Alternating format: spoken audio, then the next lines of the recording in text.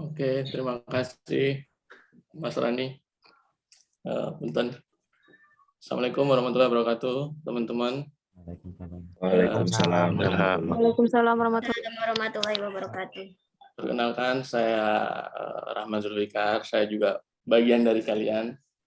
Saya juga adalah alumni STS Revisi yang kemudian melanjutkan studi magister saya di ITB juga mengambil desain gitu secara spesifik itu.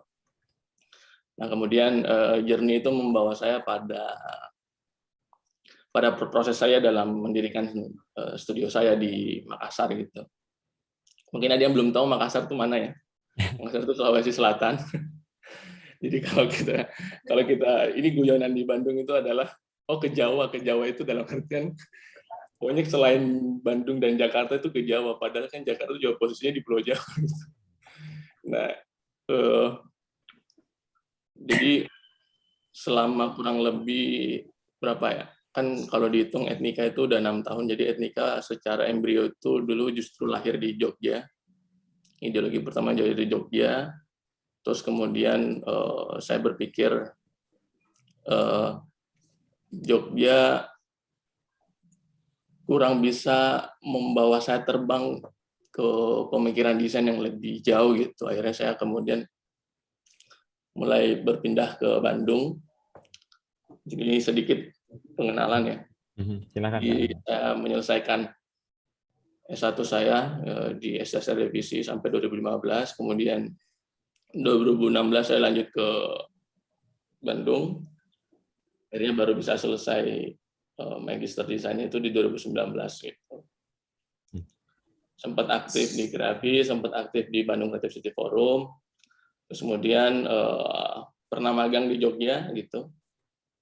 Terus kemudian 2015 itu sudah mendirikan Etnika, tapi waktu itu masih di Jogja, belum berbadan hukum gitu. Terus kemudian 2020 kemarin saya mendirikan studio Rio Records lah, jadi dia sebuah label gitu. Dan kemudian di 2020 saya juga menjabat sebagai digital director untuk Social Tourism Promotion Board. Jadi ini satu-satunya jabatan institusi yang saya pegang tapi tidak terlalu, bukan PNS lah. Jadi dia seperti semacam asosiasi gitu. Nah, kemudian kurang lebih inilah prestasi yang ada dari 2013 sampai 2018, belum diupdate gitu. Jadi langsung aja kali ya. Boleh, Kak.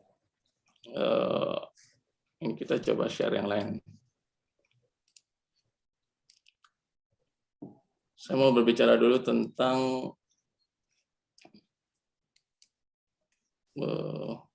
brand Sulsel gitu.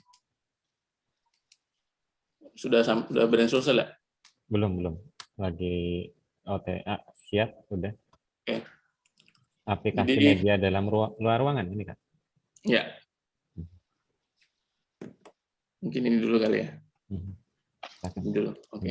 Ya. Jadi mungkin banyak yang kemudian mengenal saya itu dari brand Sulsel gitu. Jadi di tahun 2018 akhir kemudian secara tidak sengaja, karena waktu itu saya lagi sedang sibuk menyelesaikan tesis film saya gitu di Bandung gitu. Kemudian diundang untuk ikut brand Sulsel gitu. Nah, brand Sulsel inilah kemudian menjadi efek domino pada pertanggungjawaban keilmuan desain saya gitu. Nah, setelah menang kemudian challenge-nya baru kelihatan. Saya sadar bahwa waktu itu saya sebagai lulusan S2 desain gitu, kemudian sadar bahwa ketika desain tampil ke publik tanpa ada pedoman, itu akhirnya kemudian mudah tersesat gitu. Karena kan waktu itu saya S1 di Jogja, penelitian saya kemudian adalah city branding.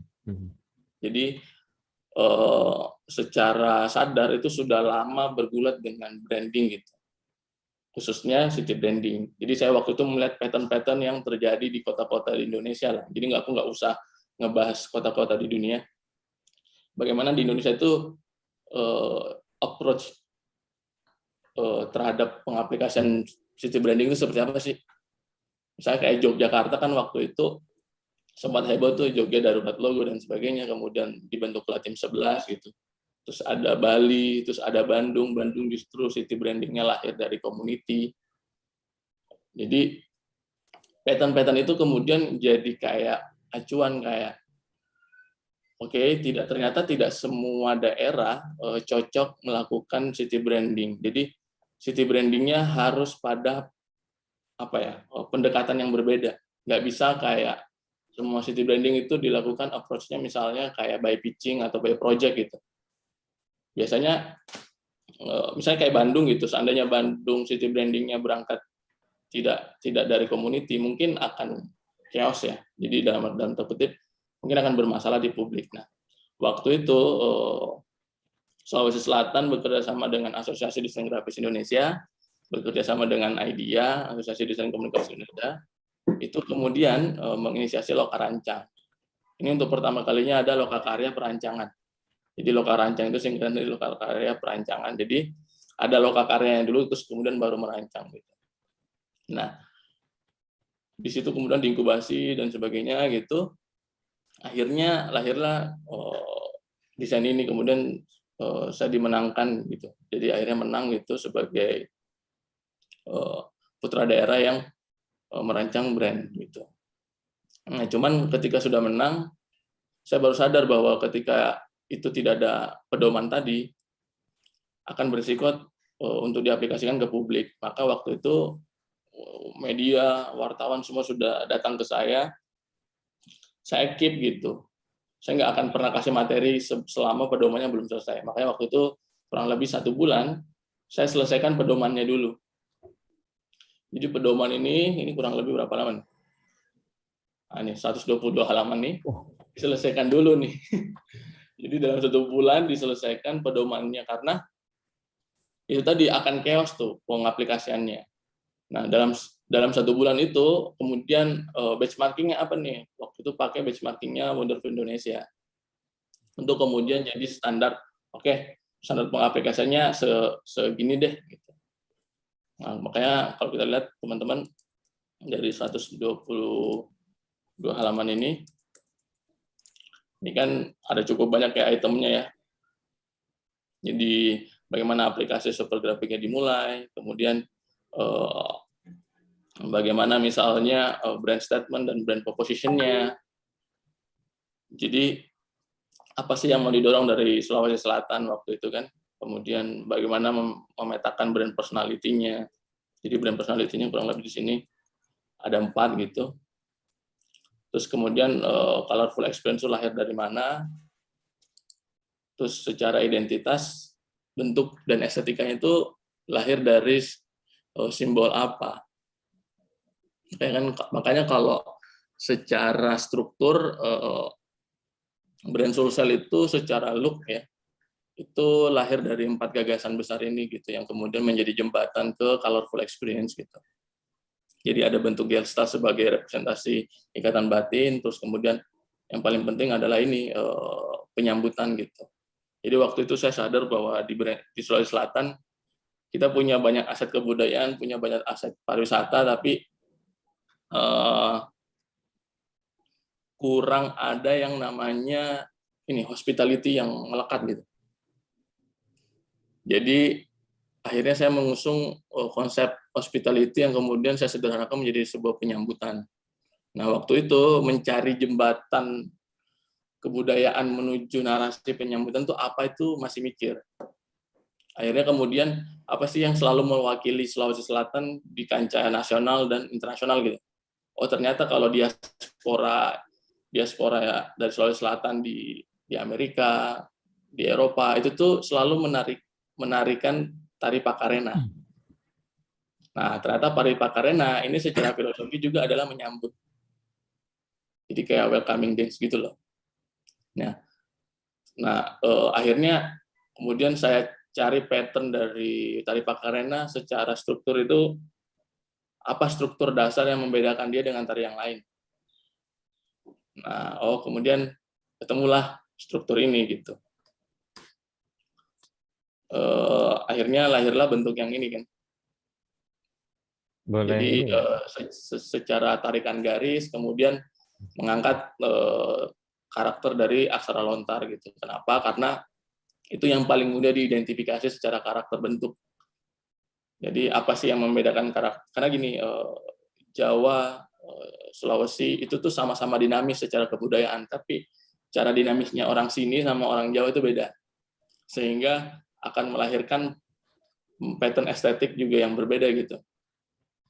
Nah, mungkin bagi orang Jawa ini patah gitu, tapi bagi orang Sulawesi ini dinamis yang agak tegas aja, karena kan orang di sini tuh lebih lugas karena tipikalnya memang masyarakat pesisir gitu. Nah, akhirnya karakter ini kemudian menjadi bentuk dasar tarikan-tarikan garis dari brand look-nya. Makanya kalau kita lihat secara pengembangan tipografi dan sebagainya, itu juga sesuai dengan karakter dari aksara lontar. Nah, cuman yang paling penting adalah di sini gitu, bagaimana ada satu simbol.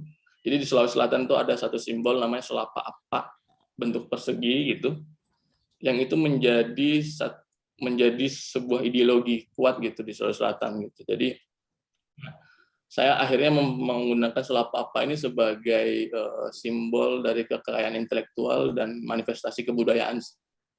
Jadi bagaimana dalam saat kan tadi itu colorful experience, bagaimana dia jadi jembatan ke sana. Karena di Sulawesi Selatan itu ada 4 suku besar yang kemudian melahirkan sub-suku gitu. Akhirnya kan bisa kita tahu, bisa kita bayangkan betapa banyaknya suku di sini.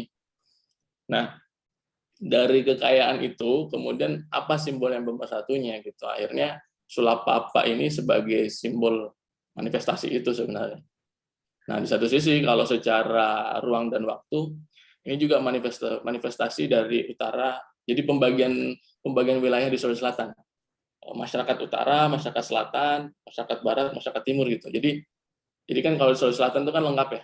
Dari topografi alam yang di gunung sampai yang di dasar laut lengkap gitu kalau ke Sulawesi Selatan. Jadi kalau kita lihat katalog pariwisata di Sulawesi Selatan itu beragam banget. Kita mau cari yang lembah, mau cari yang perbukitan, mau cari yang persawahan, atau mau cari yang dasar laut gitu, menyelam gitu ada semua. Atau yang pesisir pantai mah banyak banget gitu. Nah, dari keragaman topografi itu kemudian apa sih yang mempersatukan itu sih yang paling penting.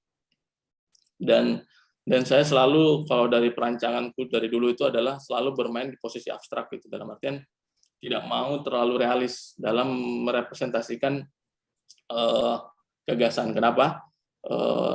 Bagiku kadang bentuk realis itu kadang tidak bisa mengakomodir banyak simbol gitu. Nah, poinnya sih sebenarnya itu. Jadi cuman pilihan realis itu akhirnya menjadi pertimbangan seberapa besar porsi abstraknya, seberapa besar porsi realisnya. Makanya kalau kita lihat sebenarnya posisinya realis di sini 20%, 10% masih ada nih posisi realis karena tetap mengadopsi bentuk tadi Pak Karena tadi kan, secara bentuk ini kan mengikuti. Jadi sebenarnya komposisi-komposisi itu sih dalam perancangan yang unik sebenarnya yang saya temukan ketika merancang ini gitu. Sehingga secara perancangan akhirnya sini, dan yang menarik adalah warna gitu. Bagaimana kalau di Sulawesi Selatan keberagaman budaya banyak banget, tapi kemudian diakomodir gitu secara warna. Akhirnya kemudian pakai pattern analogus color aja gitu. Semuanya diakomodir, tapi dalam harmoni analogus. Jadi tidak ditabrakkan secara tiba-tiba. Nah, inilah yang kemudian jadi dasar, terus kemudian dikembangkan jadi struktur. Nah, ketika dibandingkan, dia punya positioning karakter yang kuat juga gitu dibandingkan yang lain. Jadi waktu kan pertaruhannya adalah sepersekian detik orang harus sadar, orang harus bisa ngerasain karakternya. Nah, itu yang susah sih sebenarnya kalau di tahapan benchmarking ini. Saya kalau kita geser ke luar negeri gitu, karakternya harus bisa langsung kebaca gitu. Nah, ini yang menjadi challenge sih sebenarnya dalam perancangan ini gitu. Oke. Terus nah ini komponen sistem visual yang kemudian saya ramu dari ini. Jadi bagaimana secara sifat dan kan gini, tuntutannya banyak ya. Di pariwisata itu tuntutannya banyak. kulturnya mau masuk, adventure-nya mau masuk, multicultural-nya mau masuk, dan itu memang ada semua nyata gitu. Secara akulturasi kebudayaan di sini lengkap, terus religiusitasnya lengkap. Jadi kalau teman-teman ke Sulawesi Selatan, di selatan itu sangat religiusnya itu mungkin Islam banget gitu. Terus naik ke Toraja itu Kristen dan kepercayaan tertentu gitu. Itu kuat religiusitasnya. Dan itu menjadi menarik sebagai sebuah karakter. Terus secara alam itu juga kuat di sini. Terus festival itu dalam artian masyarakat di Sulawesi Selatan itu cukup sangat selalu ada perayaan dalam setiap momen kebudayaan.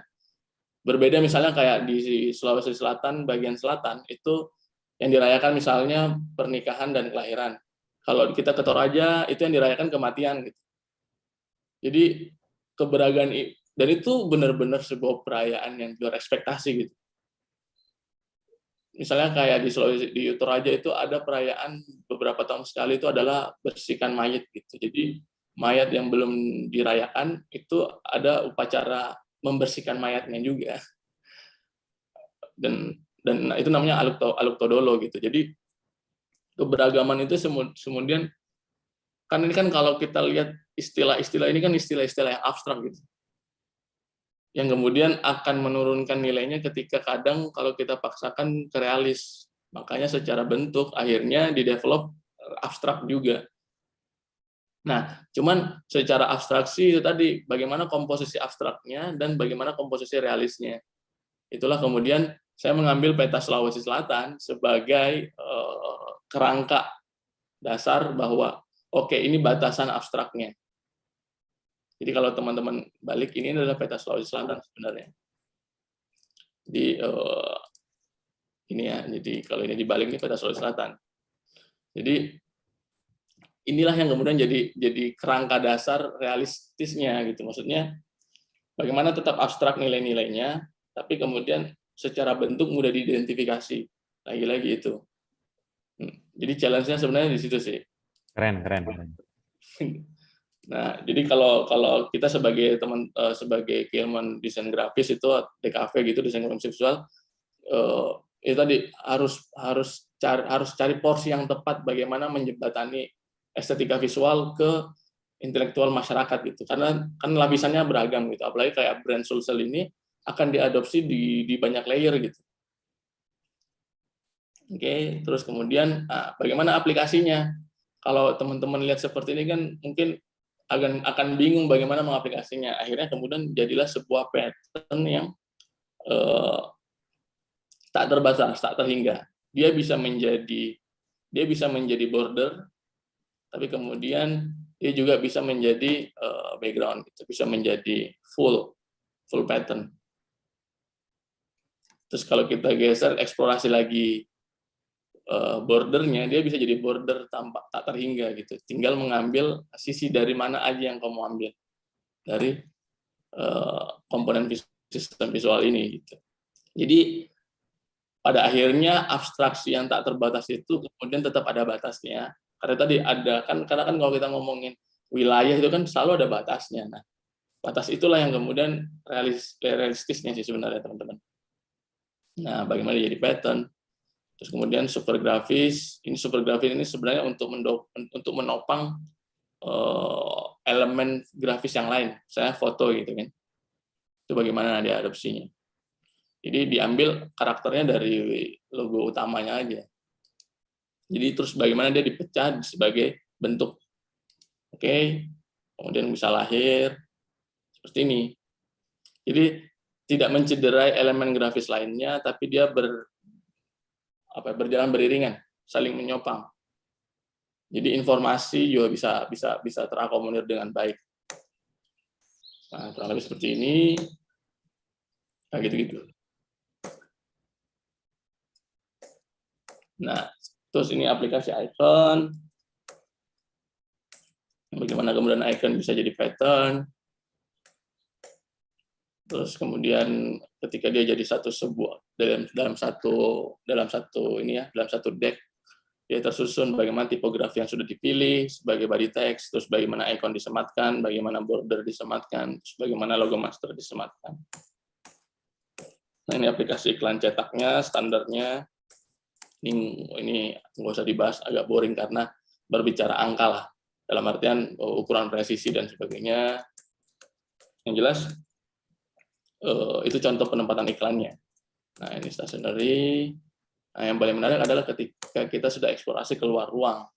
Bagaimana tadi colorful experience-nya benar-benar terasa colorful.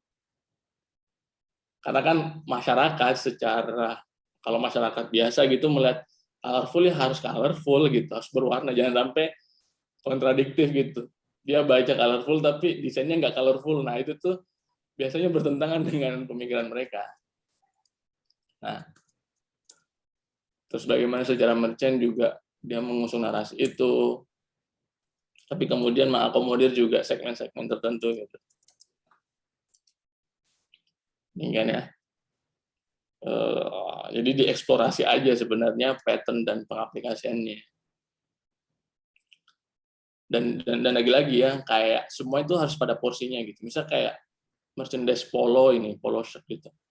Kalau nggak cocok dikasih komponen visual yang lebat kayak gini, ya nggak usah. Gitu. Jadi kayak itulah yang kemudian menunjukkan bahwa pada akhirnya desain juga harus berkompromi pada medium. Ataupun desain itu terkadang harus menyesuaikan mediumnya. Jadi kayak makanya kalau di desain itu kan ada studi material. Karena tidak semua material pada akhirnya bisa mengakomodir desain tertentu gitu. Bisa mengakomodir teknik tertentu. Nah, itulah yang kemudian menjadi penting diperhatikan dalam perancangan sih untuk melahirkan perancangan yang maksimal. Jadi kayak yang tadi bagaimana supergrapher dikembangkan, terus kemudian bagaimana pattern dikembangkan, gitu-gitu kan. Terus bagaimana expo dilakukan, jadi semuanya paling tidak kelihatan bentuknya. Itu sih. Mungkin kalau terkait brand social ini dulu kali, nanti saya sambung tentang bagaimana misalnya Etnika mengeksplorasi proyeknya gitu. Itu juga menarik sebenarnya untuk kita bahas sama-sama. Mungkin sampai itu ada pertanyaan dulu biar kita ini. Oke, mungkin ada yang mau nanya dulu terkait pengenalan Sulawesi Selatan, city brandingnya dari Kak Rahmat Zulfikar. Belum ada, mungkin dari saya dulu. Oke. Ini mau saya tanyakan sih Kak Rahmat Zulfikar. Sebenarnya apa sih positioning yang kepengen Kak Rahmat Zulfikar benar-benar Sulawesi Selatan tuh ada gitu loh. Khususnya dalam pembuatan city branding yang emang belakangan ini, akhir-akhir ini hampir setiap daerah berlomba-lomba untuk menjadi daerah yang dilihat oleh wisatawan. Gitu sih, Mas Kak Rahmat Zulfikar. Oke. Sebenarnya secara perancangan adalah niatnya adalah memperlihatkan ke publik bahwa sebenarnya katalog yang ada di Sulawesi Selatan itu cukup beragam gitu. Jadi bahwa makanya colorful experience itu kan sebenarnya ramuan dari diskusi bersama gitu di tim lokal rancang. Dalam artian karena itu tadi Makassar itu selalu hanya identik pada hal-hal tertentu yang kemudian bagi kami itu juga sayang kalau hanya hal-hal itu aja. Misalnya kayak adat, misalnya adat yang terkenal dari Sulawesi itu adalah adat uang panai gitu. Jadi ketika melamarnya aja yang mahal gitu, dan dalam artian itu aja. Padahal kan katalog kebudayaannya banyak di sini. Misalnya kalau yang tahu Toraja, dia akan melihat Toraja aja gitu. Padahal kalau kita lihat pattern Toraja kan memang dulu masa kejayaan Toraja kan di tahun 80-an gitu. Yang kemudian sekarang berusaha dibangkitkan lagi nih Toraja. Tapi kan sebenarnya landscape yang ada di Sulawesi Selatan banyak banget. Dan itu setiap daerah di sini punya potensi macam-macam. Masing-masing dan itu beragam. Nah, sebenarnya misinya simpel tadi, memperlihatkan katalog bahwa Sulawesi Selatan itu punya keberagaman itu tadi. Punya keberagaman tempat, punya keberagaman kultur. Sehingga akhirnya orang yang calon wisatawan tinggal menyesuaikan schedule-nya aja. Itu kalau secara mindset pariwisata ya. Dalam artian mau mais bisa, mau destinasi hidden destination juga bisa gitu, atau yang sifatnya yang wisata perkotaan kayak pantai yang ada di kota, kayak di Makassar kan misalnya hanya ada pelabuhan juga, pelabuhannya menarik di sini, dan itu juga bisa gitu. Jadi sebenarnya itu tadi, kita sebagai orang Sulawesi Selatan menyodorkan katalog seluas-luasnya bahwa kita tuh punya keberagaman ini, karena kan gini, nggak bisa juga serta-merta menuntut semuanya jadi di Sulawesi Selatan. Saya sadar bahwa kan saya juga bekerja di Tourism Promotion Board ya, dan itu adalah ada satu dalam pattern pariwisata, tidak semua tempat itu bisa dikatakan destinasi loh ya.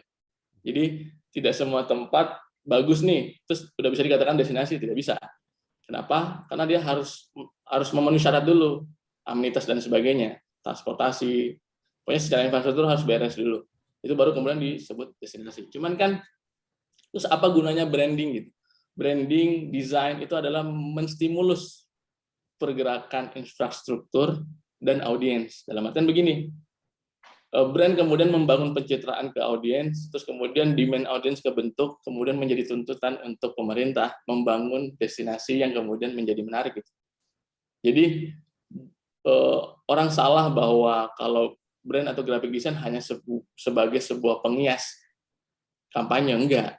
Dia itu bergerak secara desain adalah menstimulus ini tadi pembangunan pariwisata, pembangunan daerah. Oke, saya tadi bilang katalog di Sulawesi Selatan banyak kan, beragam. Tapi kan itu tadi, tidak semua katalog itu siap sebenarnya secara infrastruktur ya. Nah, terus bagaimana kita sebagai desainer kita punya tanggung jawab apa? Tanggung jawab kita adalah kasih lihat aja katalognya, kemudian itu tadi memantik diskusi ke hal yang lebih profesional lagi. Mungkin orang lain mulai kemudian mau investasi secara pariwisata di sini, atau kemudian mau melakukan kunjungan ke sini, atau mau membuat trip. Kalau di Sulawesi Selatan ada pembagian daerah, misalnya kayak Bosowasi, Bone, Sopeng, Wajo, kayak gitu-gitu. Ada kayak inilah Jabodetabek, Minahasa, Makassar, Minahasa, kayak gitu. Ada juga gitu. Dan itu jadi punya pattern pariwisata, punya pattern destinasinya sendiri gitu. Nah, itulah yang kemudian harusnya menjadi pemantik untuk diskusi bisnis pariwisata. Itu sih sebenarnya. Itu kalau dari segi bisnis pariwisata ya. Tapi dari segi pencitraan pemerintah, oh ya teman-teman aku belum kasih tahu bahwa brand yang awalnya ini berangkat dari pariwisata, brand ini kemudian menjadi brand casual dari pemerintah. Dalam artian dia tidak hanya mengakomodir pariwisata, tapi dia mengakomodir pemerintahan secara utuh, tapi dalam bentuk casual. Kenapa? Pertama, logo pemerintah itu kan sudah formal banget gitu. Dan gitu-gitu banget ya. Betul. Dan selalu memang simbol kemakmuran, padi dan kapas itu kan simbol kemakmuran. Tapi kan itu tidak casual masuk ke dalam segala lini menyampaikan komunikasi atau perancangan atau target-target pemerintah gitu ke publik. Di satu sisi kan pemerintah kan butuh narasi dorongan dari publik. Nah, cuman bagaimana kalau narasinya aja tidak tersampaikan, komunikasinya tidak lancar. Nah, brand solution ini kemudian jadi secara organik. Tapi sebelum nanti saya ceritakan bagaimana bisa jadi organik gitu. Akhirnya kemudian jadi organik, bertumbuh menjadi brand casual pemerintah, kemudian menjadi lokomotif dalam menyampaikan komunikasinya pemerintah ke masyarakat. Akhirnya brand ini tadi yang awalnya cuma mengakomodir pariwisata, kemudian mengakomodir itu tadi bisnis, perancangan pemerintah, blueprint pemerintah terhadap misi-misinya pemerintah dalam membangun daerahnya gitu. Dan itu kan menjadi penting untuk ditahu masyarakat, ditahu publik, baik secara regional gitu ya, lokal, tapi yang penting juga secara nasional gitu. Dan itu menjadi pencitraan yang baik buat pemerintah. Nah, sehingga yang menarik adalah teman-teman, apa sih kemudian yang mendorong saya kemudian mau masuk di Badan Pengembangan Promosi Daerah. Jadi waktu itu namanya BPPD, Badan Pengembangan Promosi Daerah. Itu secara namanya susah banget disebutin gitu. Jadi dia itu sebuah badan, dia itu secara undang-undang, tapi kemudian dia bukan kedinasan, bukan dinas kebudayaan. Nah, dia adalah salah satu badan yang mempercepat promosi daerah. Itu tugasnya itu. Jadi dia yang bisa bekerja sama dengan pihak ketiga sebenarnya. Kan kalau kedinasan tuh nggak bisa bekerja sama dengan sponsor. Nah, ada pihak ketiga yang bisa mengakselerasi itu Badan Pengembangan Promosi Daerah. Nah, akhirnya saya merasa cocok masuk di sini karena cukup casual gitu. Di satu sisi, saya punya misi, yaitu tadi, bagaimana mengakomodir brand Sulawesi Selatan ini bisa teraplikasi dengan baik pada porsinya, pada narasinya yang tepat gitu. Jadi kan waktu itu tawarannya ada, oke, tawarannya ada, oke, ini cocok tawaran ini. Saya masuk, kemudian pertama kali yang saya ubah adalah bagaimana merubah mindset ekosistemnya. Ya, tadi, jadi kalau teman-teman mau tahu adalah hari pertama saya masuk adalah merubah layout kantor sih, agar lebih produktif gitu. Nah, kemudian secara pencitraan saya bagi. Jadi badan promosi daerah nih brandnya ada 2, etalase produknya dan etalase bisnisnya. Dalam artian etalase instansinya. Itu kan 2 hal yang berbeda tuh. Produk pariwisatanya kan ya dia jualan katalog pariwisata, tempat-tempat indah. Tiba-tiba ada foto meeting kan juga nggak lucu. Di tengah-tengah foto-foto pariwisata gitu. Nah, foto instansinya benar-benar dibuat profesional dan casual, terbuka untuk siapapun. Nah, ini 2 hal ini kemudian dibagi dulu porsinya sehingga secara tampilan publik masyarakat mudah mengidentifikasi. Dari pembentukan citra publik yang casual tadi, yang instansi itu, kemudian inilah menjadi jadi gini, desain akhirnya kemudian, jadi desain yang baik itu benar-benar akan menginfluence desain yang lain lahir. Akhirnya secara organik, kedinasan-kedinasan lain menjadikan ini sebagai tolak ukur untuk komunikasi kedinasan mereka. Dimulai dari humas provinsi, terus kemudian PUPR. Jadi semua kedinasan tuh akhirnya berlomba-lomba, strategi komunikasi mereka harus bagus, paling tidak di sosial media dulu deh. Pertama itu. Dan semuanya mau mengekor pada brand Sulsel ini. Di satu sisi, tim pemerintah juga bagus karena dia menjaga brand Sulsel pada kerangka brand Sulsel gitu. Nah, tanpa disadari akhirnya kan itu tadi efek win-nya berlipat ya kan. Nah, yang kemudian akhirnya kepercayaan pemerintah terhadap graphic designer meningkat. Kenapa? Pemerintah mulai meng-hire in-house designer untuk mengurusi sosial media mereka. Jadi secara keprofesian itu berkembang ke sana gitu. Akhirnya berkembang lagi, pemerintah kemudian membuat tim gitu dalam sebuah kedinasannya. Nah, itulah yang kemudian saya bilang desain itu tuh menstimulus, kemudian menginspirasi dan menginfluence gitu. Dalam artian ketika desain itu buruk, dia akan menginspirasi buruk juga gitu. Dalam artian bahwa tanggung jawab kita sebagai desainer itu penting gitu. Saya selalu bilang ke teman-teman di sini bahwa menjadi desainer bagus itu mutlak. Karena apa? Kita yang belajar estetika gitu. Bagus itu mutlak, dalam artian bagus itu masih 0 nilainya. Tapi kemudian benar, terus berdampak, menginfluence, terus bermanfaat, itu baru +1, +2. Kalau belum masih 0, masih bagus toh itu masih 0 posisi kita. Maksudnya masih normal, wajar, bagus. Tapi kalau bagus aja tidak, berarti udah minus itu.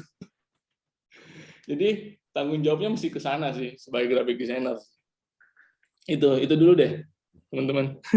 Oke, Gitu, cukup menarik banget ya, maksudnya karena emang mungkin harapan dari teman-teman DKV di sini adalah ketika buat desain itu udah selesai gitu aja. Tetapi sebenarnya pada kenyataannya bukan hanya sebagai visualnya aja ya teman-teman. Maksudnya bukan sebagai pemanis atau mempercantik tampilan secara visual yang terlihat oleh mata ya.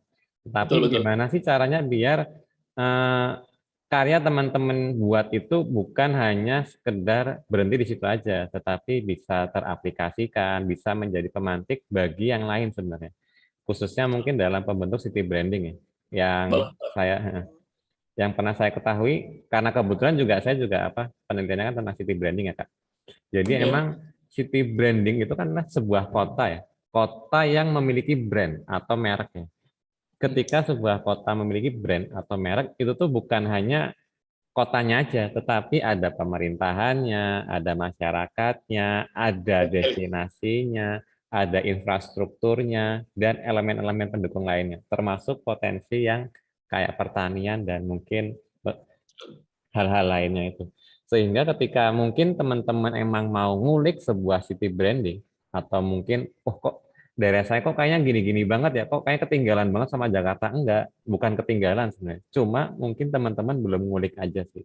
Maksudnya belum ngulik, belum memberikan sentuhan visual secara menarik ke pemerintah sebenarnya.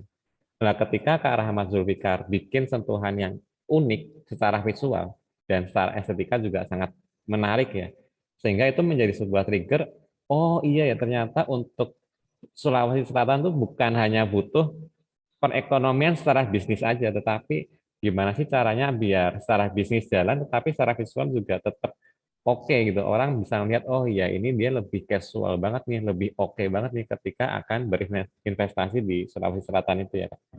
Betul, betul, betul. Oke, mungkin ada yang ingin bertanya dulu sebelum Kak Rahmat Zulfikar melanjutkan materinya, silakan. Kak Febri nih, biasanya banyak tanya loh Kak Febri Prakoso loh. Saya kangen loh sama Kak Febri loh, banyak pertanyaan biasanya. Sama Kak Ardirato dia juga biasanya banyak tanya ini. Belum ada Pak, sebentar ini Pak. Oke, siap. Kak Mau Ardi, tanya Pak? ya silakan Kak Izin, Dimas. Ya, sebelumnya saya mau kasih apresiasi dulu untuk Ya.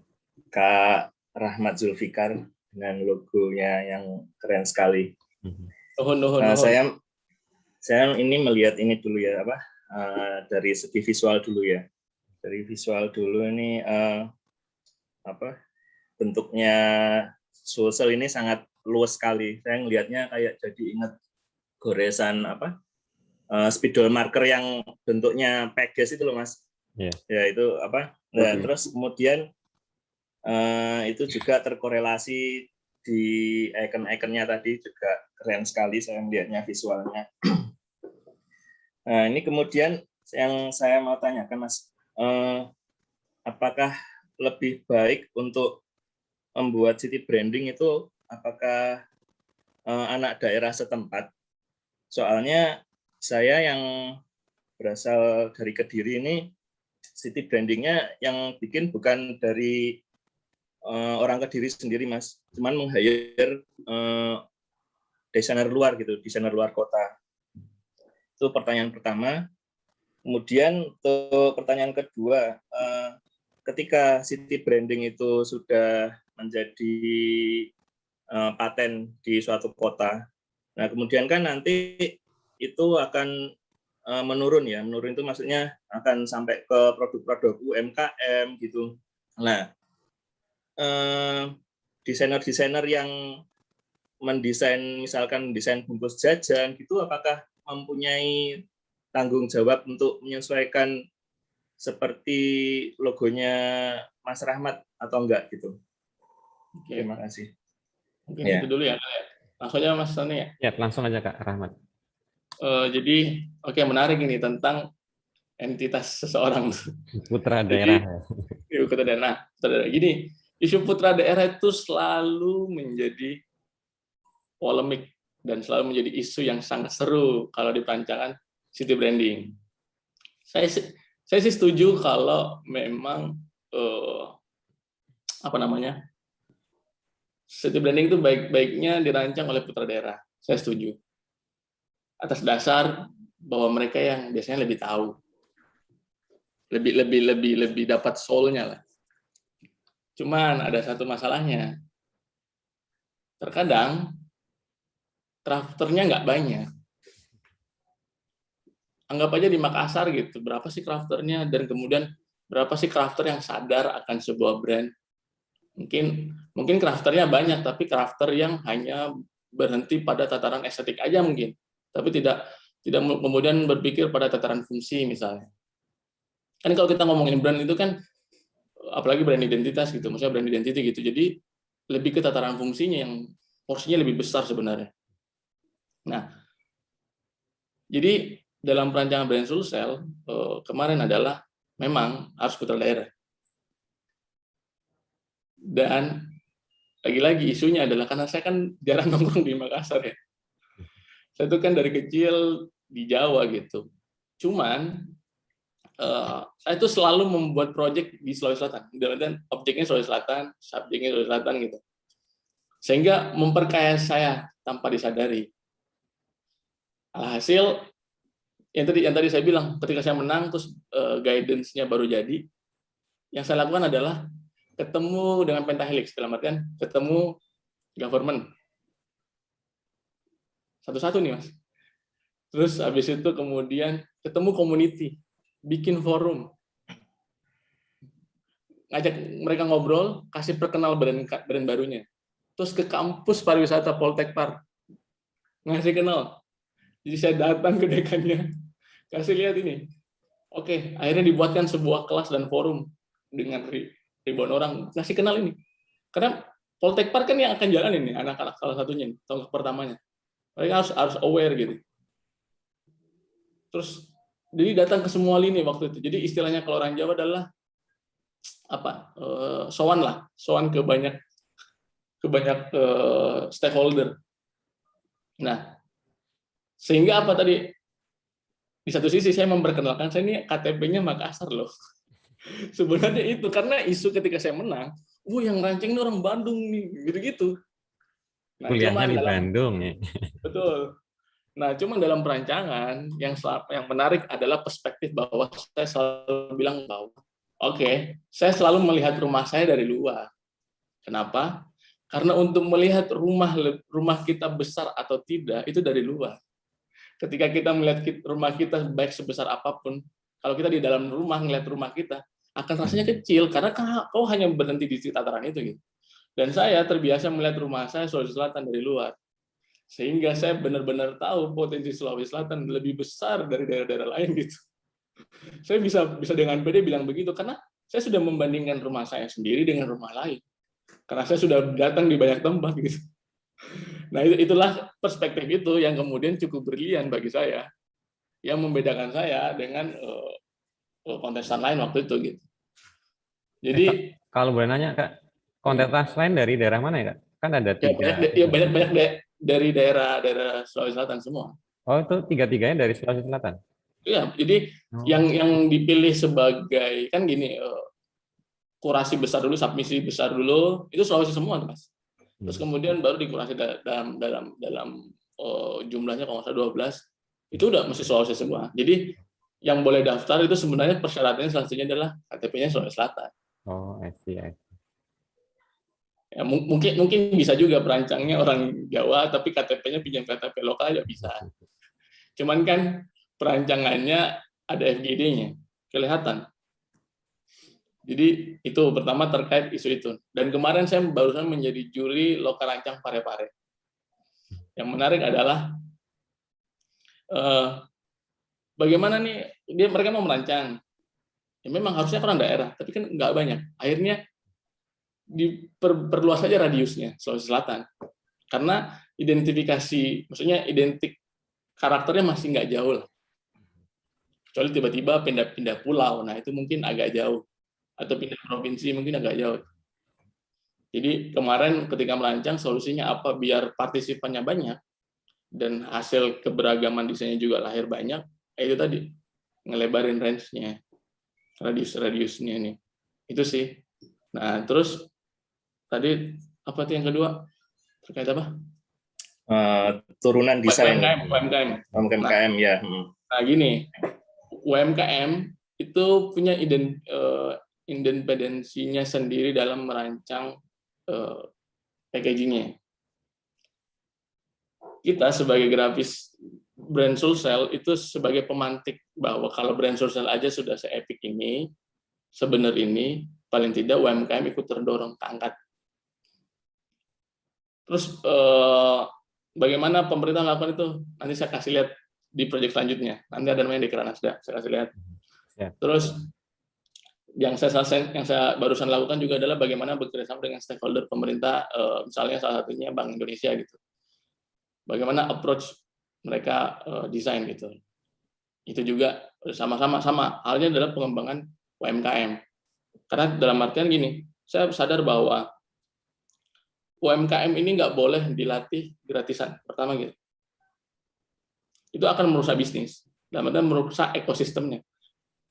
Di desain saya belajar bahwa agar sustain, ekosistem bisnisnya harus jalan. Karena tanpa alasan ekonomi biasanya orang tidak mau stay lama. Sesimpel ini, kenapa sih orang mau stay pakai kantong plastik? Ya kantong plastik gampang dijangkau, murah. Jadi secara ekonomis kan nggak merugikan. Menguntungkan aja penjual gitu. Makanya sekarang akhirnya ditemukan kantong plastik dari bahan baku singkong, tapi kan harganya masih mahal. Dia akan teraplikasi dengan ini ketika udah murah banget. Tunggu aja. Dan itu udah mulai kan. Kayak kantong plastik Indomaret misalnya itu kan sudah mulai gampang diurai. Itu kalau secara desain yang lebih luas. Itu. Nah, budaya-budaya itu tadi penting. Nah, makanya terus bagaimana caranya agar sama-sama win. Dalam artian graphic designer win, pemerintahnya win. Itu tadi. Pemerintahnya harus yang ngasih beasiswa perancangan untuk UMKM yang dilakukan oleh graphic designer. Jadi di graphic designernya secara profesionalisme dia diuntungkan, tapi kemudian pemerintah secara akomodir decision dalam artian kebijakan terakomodir ke UMKM-nya juga. Jadi diuntungkan, itu penting. Jangan sampai gini, kita terbiasa membantu UMKM, tapi kemudian UMKM mentalnya tidak bertumbuh. Itu beresiko juga loh. Dan saya bukan yang sepakat bahwa UMKM harus dikasihani. Karena UMKM yang benar, dia akan gigih itu perjuangin produknya. Contohnya banyak, nanti aku kasihkan beberapa deh. Dan itu saya juga baru akhirnya melek, akhirnya Etnika salah satunya punya jadi di Etnika itu ada programnya repackaging design. Nah, repackaging design ini program yang selalu kita approach ke company-company atau BUMN untuk masuk ke programnya mereka. Jadi company-nya yang beasiswain, Etnika yang ngerjain. Akhirnya kan kecapai itu semua untung. Dan kalau tadi ditanya apakah perlu mengikuti, nggak perlu. Cuman ya tadi ada logo mark yang kemudian harus disematkan. Untuk kalau tadi itu ya domainnya pemerintah. Jadi kalau domainnya nggak pemerintah kan ya hak mereka. Kan kalau murni swasta kan gitu. Nah, selama misalnya dia dalam kerangka misalnya pameran produk daerah, produk pemerintah gitu, dalam acara pemerintah ya harus ada domainnya itu dong. Itu sih. Mungkin itu. Oke, terima kasih banyak, Kak. Oke, itu dulu mungkin kali ya tanya jawabnya Kak Rahmat Zulfikar. Selanjutnya mungkin bisa materinya. Kita share lagi ya. Iya, siap. Oke, kita bahas ini. Ini pokoknya daging semua ini materinya Kak Rahmat. Gak apa-apa lah ya. Boleh, itu sudah sarapan semua kan ya? Sudah. Ini daging semua ini materinya. Jadi ini adalah bola tenungnya. Jadi waktu itu proyek ini datang, tuh mas teman-teman bisa lihat 2019 kliennya adalah di manajemen untuk Dekranasda. Dekranasda itu Dewan Kerajinan Nasional Daerah yang di setiap provinsi ada. Kemudian biasanya kalau secara nasional ketuanya itu istri dari istri dari presiden. Gitu. Biasanya wakilnya dari istri wakil presiden. Jadi Dewan Kerajinan Nasional Daerah. Nah, waktu itu proyek ini datang ke saya melalui profesor kebudayaan di Makassar. Jadi dia profesor di salah satu kampus negeri di Makassar. Dia ngelihat brand Sulsel lahir dari saya, kemudian dia ngotot ini project harus ke Rahmat. Jadi menariknya itu. Cuman yang menjadi challenge adalah bagaimana meyakinkan desain modern kepada stakeholder, dalam artian pemerintahnya. Jadi gini, waktu itu ini profesor adalah dia itu konsultan kebudayaan sekaligus dewan penasehat di ASEPI. ASEPI itu Asosiasi Produsen Ekspor gitulah, ekspor craft gitu. Nah, jadi bola tenungnya ini dipamerkan di Inakraf. Inakraf kalau teman-teman bisa searching itu Inakraf adalah internasional craft gitu. Jadi dia adalah hajinya orang craft, pasarnya global yang dilakukan di JCC Jakarta. Dan ini kalau teman-teman ke sana itu pameran craft dari harga 20.000 sampai harga 5M-an, 1M itu ada semua. Cluster. Jadi dari yang Tanah Abang banget nih sampai yang Grand Indonesia ada semua tuh di situ. Nah, Prof. Ima ini kemudian karena dia dewan penasehat, kemudian akhirnya Inakraf kemudian memberikan booth CSR kepada Sulawesi Selatan di plenary hall. Jadi itu hall utama yang didatangin oleh presiden, dilewati menteri-menteri, dilewatin buyer, dilewatin kolektor. Jadi plenary hall, jadi hall utama. Disitulah kan waktu itu tamu utamanya adalah Maroko. Terus kemudian tamu utama lokalnya adalah Sulawesi Selatan. Nah, Maroko booth-nya, nah kalau untuk Sulawesi Selatan ukuran booth-nya kurang lebih 3 kali 6 meter. Oke, 3 kali 6 meter. Nah, tugas saya, disinilah kemudian tugas kita sebagai graphic designer atau perancang atau desainer gitu. Mengidentifikasi proyeknya secara rinci gitu. Kebutuhannya kemana, positioningnya apa. Yang menarik adalah karena ini diomonginnya posisinya di plenary hall, berarti kan sudah jelas bahwa yang datang ke sini adalah orang-orang penting yang kemudian punya narasi tersendiri terhadap craft dan kebudayaan gitu. Nah, waktu itu akhirnya mengusung konsep eksibisi. Jadi jualannya itu bukan prioritas. Jadi kalau yang lain retail, kalau kita di sini nggak fokus retail, fokusnya adalah eksibisi, terus edukasi, kemudian baru lelang. Nah, itu pun jualannya lelang konsepnya. Jadi kita bawa produk itu limited edition semua dan bersertifikat semua. Dan proyek ini itu tadi karena dia konsepnya adalah galeri, maka secara desain harus menjunjung tinggi dari produknya. Jadi mindset di awal harus clear. Tidak boleh menghadirkan elemen-elemen visual. Jadi saya sebagai perancang itu memampatkan ke diri saya sendiri bahwa oke, audiensnya ini, identifikasi proyeknya kan seperti ini. Oke, berarti nggak boleh melahirkan objek-objek visual grafis yang mengganggu eksistensi produknya. Karena gini, kan produk craft itu sudah beragam corak ya. Apalagi kalau kita ngomong Sulawesi Selatan, tenun Sulawesi Selatan gitu.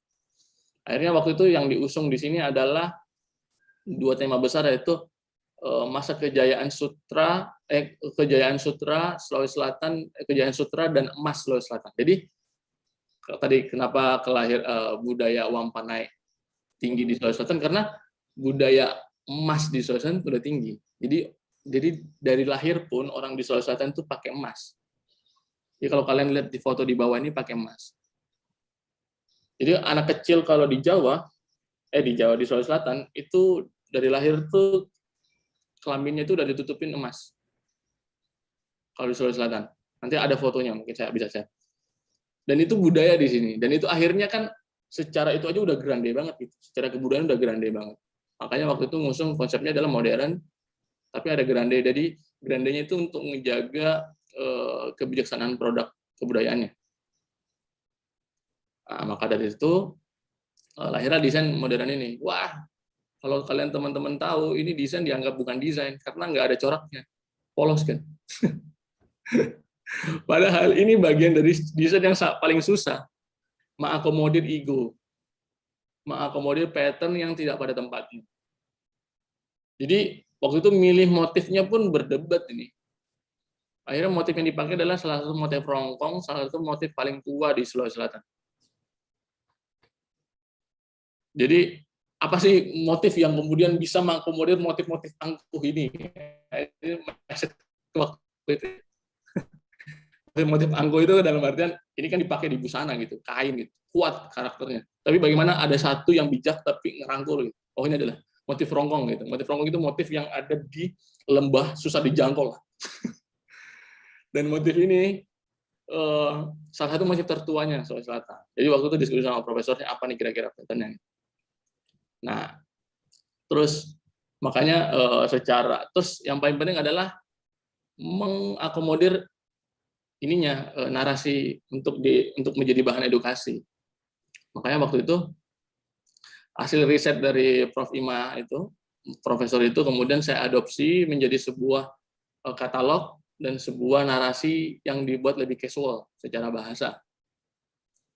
Jadi bahasanya dibuat lagi nih copywriting-nya, kita rancang lagi copywriting-nya. Bayangkan aja bahasa akademik tiba-tiba tampil di galeri kan nggak tepat porsinya. Karena kita bisa mengukur orang datang itu berdiri berapa lama. Nah, terus kemudian kita terus pemilihan fotonya, terus bagaimana porsi dari emasnya itu dijaga, terus bagaimana packaging dan produknya, terus bagaimana katalognya tampil. Nah, semuanya dalam satu tone and manner yang disepakati. Makanya lahirlah desain ini, bola tenungnya. Bola tenungnya itu sebenarnya, jadi waktu itu aku mengusulkan ke Dekranasda, kayaknya Dekranasda harus punya brand, sub-brand premium, yaitu tadi bola tenungnya, yang kemudian mengakomodir produk-produk premiumnya pemerintah. Nah, kenapa? Terus yang paling penting adalah mengkurasi barangnya. Jadi waktu itu Ketua Dekranasdanya percayakan saya 100%, oke, yang bertanggung jawab mengkurasi barang yang boleh berangkat itu. Karena gini, kalau kita ke Dekranasda, waduh, semua orang punya kepentingan masing-masing, cuy. Dan kita sebagai perancang itu harus bisa menempatkan porsi pada tempatnya agar bisa dipertanggungjawabkan. Di satu sisi, secara nurani kita ingin mengakomodir semuanya, tapi kan tidak pada porsinya itu tidak boleh juga. Akhirnya dikurasilah barang. Oke, ini barang yang cocok di plenary hall, cocok di galeri. Nah, makanya waktu itu untuk informasi aja, barang-barang yang dipamerkan di sini teman-teman paling murah 15 juta. Jadi 35 juta, 100. Jadi di sini karena yang datang kolektor, buyer dan sebagainya, itu mereka itu tadi sesuai dengan mindset saya. Mereka itu beli barang karena value, bukan beli barang karena murah. Mereka beli barang karena ada value-nya. Makanya dari penting adalah bagaimana produk UMKM ini punya value yang benar pada porsinya gitu.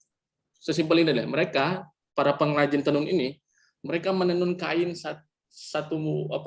meter gitu, itu baru jadi 1,5 tahun. Oke, kali aja secara UMR 1 bulannya berapa? Kalian harus kalikan. Berarti kan itu baru nilai dasarnya, belum nilai brandnya, belum nilai logistiknya. Jadi secara nilai produk aja udah segitu. Terus produk begini mau dijual secara retail kayak kacang gitu ya nggak bisa, nggak pada tempatnya. Akhirnya itu tadi cara terbaiknya adalah galeri seperti ini. Terus konsep tawar-menawarnya bagaimana? Lelang langsung. Dan kita hadirkan pengrajinnya atau pemilik barangnya di situ. Jadi mereka yang langsung dealing ke pembelinya. Kenapa? Karena kami juga ingin tahu ini UMKM, mereka biar tahu sebenarnya pasar mereka itu siapa. Jadi mengajari mereka audiens, gitu. Pola audiens gitu. Jadi bukan kami lagi sebagai perancang yang memilih misalnya SPG untuk jaga tenan, enggak. Tapi langsung mereka. Tapi kita siapin translator gitu. Untuk menerjemahin kalau jadi nanti aku liatin videonya ya. Jadi Boleh, menarik nih. Bayangin nih ibu-ibu saudagar apa semua muncul. Mereka satu kali gesek 150 juta nggak ada beban. Kenapa? Karena mereka melihat value-nya. Dan ketika produk daerah dari daerah mereka datang ke Jakarta dengan audiens internasional, mereka punya kebanggaan sendiri. Gila ya, saya lama merantau di Jawa, lama merantau di Singapura, di Amerika, balik ke Jakarta, melihat darah Sulawesinya lahir dalam etalase yang bagus, mereka bangganya kurang minta ampun. Makanya nggak heran mereka gesek 150 juta, 50 juta, 30 juta nggak ada beban. Di satu sisi, produk yang kita pamerkan di sini terbatas, semua ada sertifikatnya. Yang ditandatangani langsung oleh Ketua Dekranasdanya. Jadi dalam satu package itu ada produknya, ada katalognya, terus ada sertifikatnya. Dan itu tadi semua barang tidak ada maksudnya jumlahnya tidak banyak. Cuman satu gitu. Jadi setiap pengunjung yang datang yang mau beli, oh yang kemarin mana Pak? Udah nggak ada. Karena hari itu juga kamu tertarik, hari itu juga harus beli. Karena kalau tidak pasti udah keambil orang gitu. Jadi setiap hari kain yang digantung ini diganti, emas yang dia ini terganti karena laku. Ini aku mungkin sambil ini ya share videonya.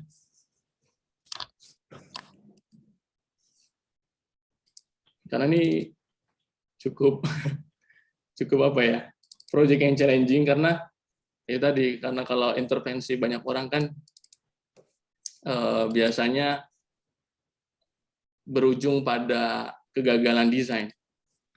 Itu yang sering terjadi teman-teman. Nah, biasanya apa sih yang bisa kita lakukan adalah bagaimana idenya sekuat apa gitu, gagasan dan apa yang harus diperjuangkan dari ide itu sehingga mereka harus percaya. Karena ketika ditanya semua orang bisa merancang, semua orang bisa merancang. Tapi kemudian ini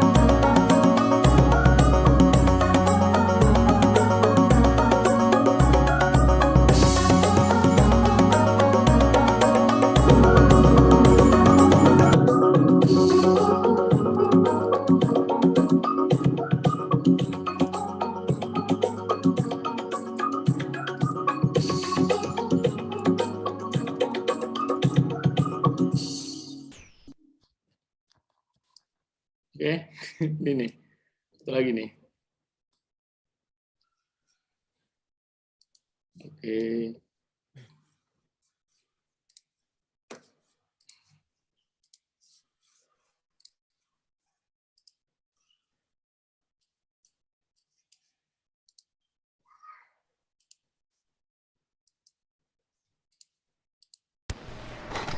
Soundnya udah masuk belum? Belum ya? Udah.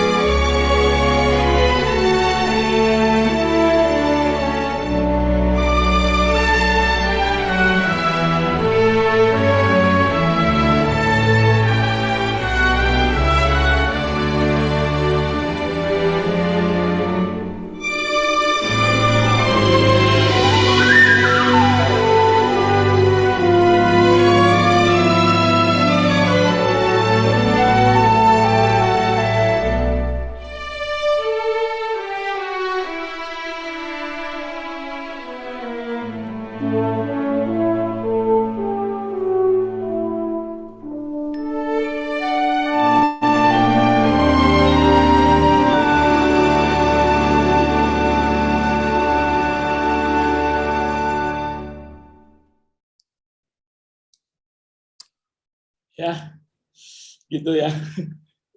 Luar Jadi biasa. itu sebenarnya caraku untuk berbalas budi karena dari mereka lah kita belajar motif-motif kan. Dari mereka lah kita belajar bagaimana craft itu dinilai gitu sebenarnya, bagaimana estetika itu dinilai, dan itu selalu mengharukan lihat. Ini baru yang apa namanya, bola tenungnya yang ini gitu. Dan sebenarnya dari proyek inilah bola tenungnya yang menggiring Etnika ke proyek-proyek develop UMKM yang lainnya yang lebih prestisius ya. Jadi kita ada kerjasama dengan Bank Indonesia itu untuk karya kreatif Indonesia. Nah, informasi bagusnya adalah bola tenungnya karena berhasil di 2019, kemudian dipercayakan buat bola tenungnya 2 kali lipat lebih besar dari biasanya. Dan itu dengan kapasitas yang 6 kali 12 meter. Jadi cukup panjang, dan itu kita akan bawa banyak craft lagi. Dan dari situlah kemudian proyek ini bergulir, pengembangan UMKM yang spesifik ke craft, itu dengan Bank Indonesia, dan ini juga cukup menarik. Jadi bagaimana kita tuh kadang selalu meremehkan UMKM sih. Di satu sisi, produk mereka itu sebenarnya great produk, tapi nggak tahu cara jualnya aja. Di satu sisi, marketing kebanyakan melihat produk ini tuh udah nggak relevan. Gitu. Cuman sebenarnya beda market aja. Karena market mereka bukan market pada kebanyakan. Jadi memang beda. Gitu. Mungkin itu sambil tanya jawab, sambil aku siapin mungkin beberapa video. Oke, mungkin ada yang ingin bertanya dulu terkait yang sudah Kak Rahmat buat, silahkan mungkin. Seputar etnika, bola tenunge, dan keberadaan city branding dari Sulawesi Selatan itu sendiri. Silahkan buat teman-teman mungkin.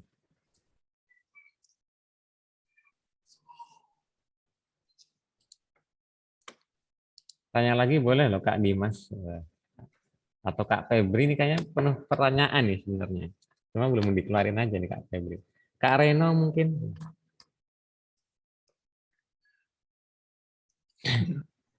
Mungkin dari saya Kak Rahmat Zulfikar terkait yang sudah Kak Rahmat buat ya. Sebenarnya mungkin kan untuk bekal sendiri kan hampir setiap teman-teman yang kuliah di DKV, khususnya mungkin alumni visi ya, atau mungkin ini para calon alumni visi. Untuk bekal kan sebenarnya hampir sama ya semuanya ya, ya nggak sih? Mata kuliahnya sama, terus kemudian segi keilmuannya juga sama. Cuma gimana sih cara kita memposisikan diri sebagai putra daerah dengan keilmuan DKV bisa dapat dilihat oleh pemerintah daerah agar mampu bisa membuat sebuah perubahan sih sebenarnya kalau saya lihat ya. Karena yang dari Kak Rahmat lakukan kan adalah putra daerah yang memiliki kemampuan DKV terus kemudian mencoba memberikan sebuah perubahan sebenarnya. Nah itu mungkin ada pesan mungkin. Yang menarik kalau dari insight itu adalah sebenarnya bagaimana journey saya kemudian kan momentumnya ada ketika waktu saya akhirnya selesai S2 tapi kemudian ibu malah meninggal gitu. Maksudku ketika baru selesai S2 baru ibu meninggal akhirnya tapi menghantui terus tuh balik ke Sulawesi itu menghantui terus. Tapi kemudian saya berusaha cari alasan kenapa saya harus balik. Karena waktu itu tawaran di Jakarta, tawaran di mana-mana itu banyak gitu. Tapi kemudian kenapa harus balik? Akhirnya saya kemudian menemukan purpose bahwa mengedukasi bisnis design gitu. Dan saya sadar ketika ngomongin mengedukasi bisnis design, berarti kan ngomongin bisnis itu kan ngomongin banyak stakeholder. Otomatis kita jangan berpaku pada satu circle. Harus mulai membuka obrolan dengan banyak circle gitu. Dalam artian ya kalau bahasa kerennya tongkrongan gitu. Bagaimana kita mudah diidentifikasi itu penting gitu. Sesimpel inilah, orang nggak akan tahu kita graphic designer kalau kita tidak pernah coba tampilkan gagasan kita sebagai graphic designer. Oke, graphic designer kan salah satu cara menampilkan gagasan adalah portofolio. Iya, cuman kan portofolio mungkin bisa diakses, tapi kan mengakses ideologinya itu bagaimana caranya kalau bukan ngobrol. Jadi bagaimana kita bisa tahu bahwa kau itu perjuangkan lokalitas misalnya, kalau dirimu tidak banyak ngobrol dengan orang lokal. Jadi sehingga dengan sendirinya kita akan dipertemukan. Kalau saya sih melihatnya dengan sendirinya itu perjalanannya akan dipertemukan dengan orang-orang yang sama dengan perspektifnya gitu tentang lokalitas, tentang kedaerahan, tentang Jakarta yang tidak relevan lagi gitu. Jadi kayak apalagi setelah pandemi Jakarta itu udah nggak relevan loh. Orang bisa kerja jarak jauh sekarang. Ditambah lagi kita yang terbiasa dengan Jakarta sentris itu akhirnya Jakarta sentris udah nggak relevan gitu. Nah, narasi-narasi itu memperkuat lokalitas sebenarnya sehingga untuk melakukan gong yang lebih gema yang lebih luas gitu ya harus berkumpul dengan orang yang punya narasi yang bersama. Nah, cuman menemukan narasi yang sama itu nggak akan bisa nggak bisa ditemukan kalau nggak ada dialog. Dan mindset membuka diri itu penting ternyata. Dalam artian terkadang kita sebagai desainer itu hanya fokus pada keilmuan kita sendiri, sehingga keilmuannya stagnan. Apa coba? Apakah kita hanya mau terus membahas tentang itu tadi warna, vektor, tarikan garis, itu terus? Kan enggak. Itu kan harusnya tuntas secara profesionalisme kita. Tapi kan yang paling penting adalah bagaimana itu membangun dialog sehingga ada wacana pengembangan proyek. Terus terang kenapa lokalitas saya tumbuh itu karena saya kuliah di Jogja. Semenjak kuliah, saya itu selalu heran dengan teman-teman saya sendiri yang bisa mengangkat topik yang sesederhana lokalitas banget gitu. Lokalitasnya itu kayak sesimpel ini loh, budaya Manu Emprit. Jadi teman-teman di Jogja bikin desain terkait itu gitu. Topiknya dari budaya Manu Emprit. Itu kan sederhana banget itu tuh budaya lokal, budaya gang-gang gitu loh. Tapi itu bisa jadi sebuah ide yang berkarakter gitu. Nah, dari situlah kemudian lokalitas saya kebakar sih. Kebakar, kemudian mulai fokus selalu proyek itu narasinya ke daerahan. Memulai proyek narasinya ke daerahan. Nah, jadi yang ternyata saya baru tahu ketika saya balik, saya ternyata akhirnya dipersiapkan untuk itu. Karena saya udah punya portofolio ke daerahan tanpa saya sadari, saya menabung istilahnya. Jadi masuk ke sini, kita nggak bicara omong kosong lagi. Bahwa saya dari dulu udah pernah intens loh tentang kedaerahan gitu. Jadi akhirnya ekosistem akan menggiring kita pada ekosistem baru gitu. Itulah yang kemudian saya bilang membuka diri atas obrolan apapun.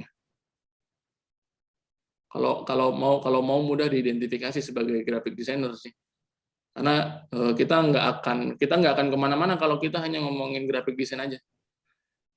Padahal kan graphic design itu harusnya bermanfaat. Itu tadi, ini sih sebenarnya fasenya sudah bukan ngomongin secara teknis, tapi bagaimana positioning kita sebagai graphic designer yang memiliki keilmuan, tapi memiliki juga skill-nya. Terus bagaimana ini terpakai pada porsinya. Nah itu kan nggak akan tercapai kalau kita nggak buat jembatan ke faktor eksternal ya. Faktor eksternal itu orang-orang tadi. Orang-orang di luar keilmuan kita. Yang biasa terjadi adalah ya ada graphic designer nongkrong sama graphic designer gitu. Endingnya ya nggak ada pewacanaan atau obrolan yang terbuka. Di satu sisi, di lain pihak, orang-orang yang nggak ngerti graphic designer melakukan akselerasi tapi sebenarnya stagnan di graphic design. Sebenarnya mereka butuhin, tapi mereka nggak tahu harus kemana. Nah itulah yang kemudian demand-nya ada. Cuma yang tadi nggak pernah ada dialog aja. Makanya waktu datang ke Makassar, benar-benar banyak dialog, banyak membuka diri, bertemu dengan banyak orang, terus memulai dengan diri itu terbuka, gitu. Memulai mendengarkan sebanyak-banyaknya. Sehingga kemudian oke, ini momennya untuk kemudian berbicara gitu. Kayak gitu sih, mungkin Mas Rani. Oke, siap. Terima kasih Kak Rahmat. Mungkin ada lagi yang lain yang bertanya? Sebelum diputar lagi video oleh Kak Rahmat. Silakan. Belum ada? Oke, Yuk. mungkin bisa lanjut dulu, nggak apa-apa Kak Rahmat. Itu ya. Ini mungkin ini dengan Bank Indonesia.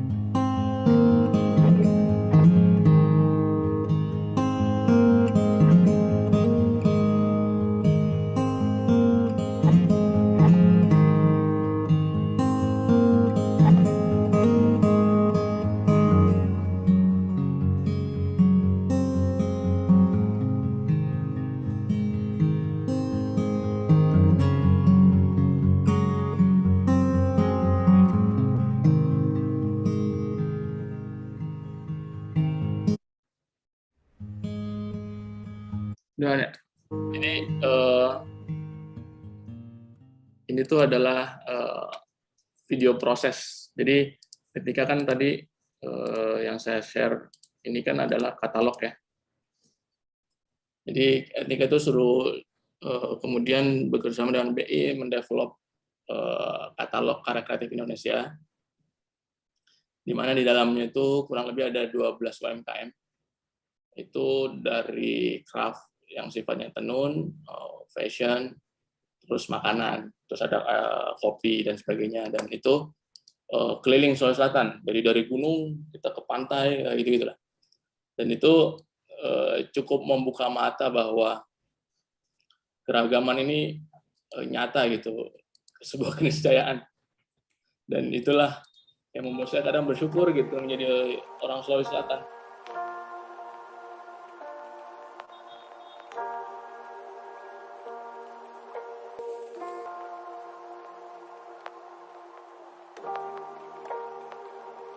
Nanti saya akan kasih lihat bagaimana songkok itu peci terbuat dari emas, yang ada di Pulau Tenuni. Itu songkok, harganya 1 eman. Nah, yang pakai hanya raja-raja, kita turunan raja. Emas.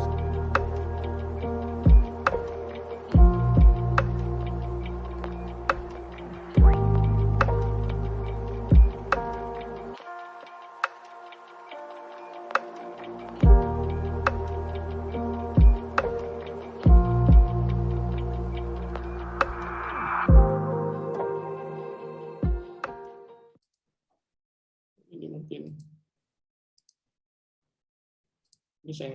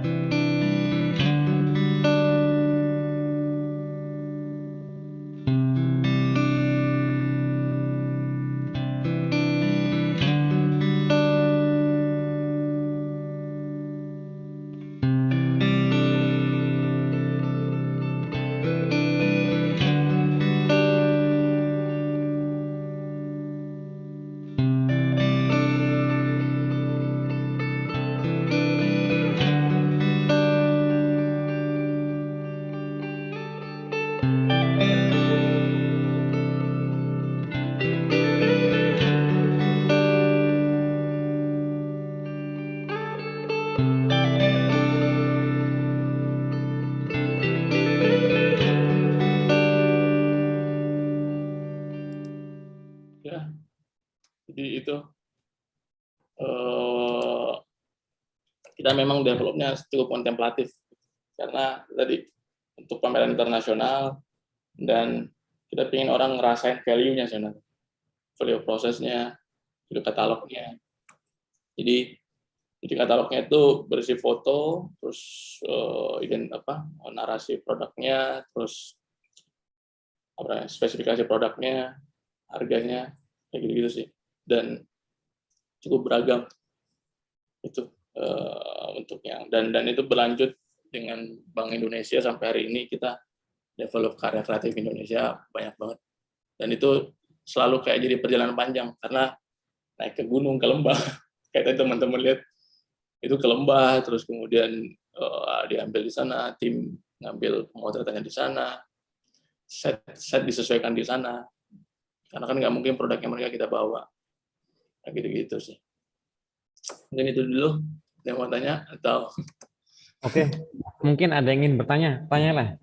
Ini jangan sampai nggak nanya ya, maksudnya karena harapan saya sendiri sebagai dosen pengampu mata kuliah teori komunikasi visual, terus kemudian ada perencanaan media periklanan semester 1 dan semester 5 ke arah Mas Zulfikar, adalah benar-benar pengen banget ngajakin teman-teman desain DKV Visi dapat belajar seluas mungkin dengan adanya dosen tamu ya, terutama terhadap experience pengalaman para desainer yang emang bisa menjadi apa ya, penambah wawasan bahwa oh ternyata lingkup desain tuh nggak sekecil itu gitu, tetapi bisa seluas ini.